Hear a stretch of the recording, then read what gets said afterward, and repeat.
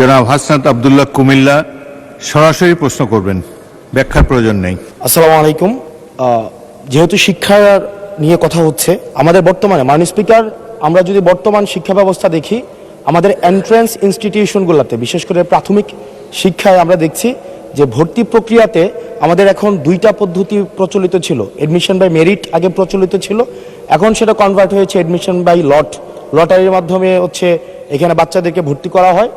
ফলত যেটা হয়েছে, ফিডার ইনস্টিটিউশনগুলোর শিক্ষার মান অনেক কমে গিয়েছে, যার ফলে টার্সিয়ারি এডুকেশনে আমরা হচ্ছে কোয়ালিটি সম্পন্ন ছাত্র আমরা হচ্ছে বিশ্ববিদ্যালয়গুলোতে আমরা পাঠাতে পারি না।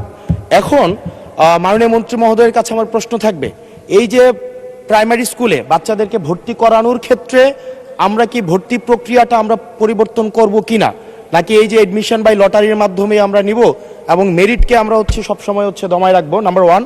আর নাম্বার টু হচ্ছে, আমাদের বর্তমান শিক্ষা পদ্ধতিতে আমরা যদি দেখি, আমরা যারা পয়সা দিয়ে কিনতে পারে তারা হচ্ছে এখন ইংরেজি মাধ্যমটা কিনছে, যারা পয়সা দিয়ে ইংরেজি মাধ্যম কিনতে পারে না তারাই কেবল আপনি যেই শিক্ষা পদ্ধতি আমাদের জন্য জনজীবনের জন্য আপনি চালু করেছেন সেটা আমরা কিনছি, আর যারা সেটাও কিনতে পারে না তারা হচ্ছে মাদ্রাসা শিক্ষা পদ্ধতি কিনছে।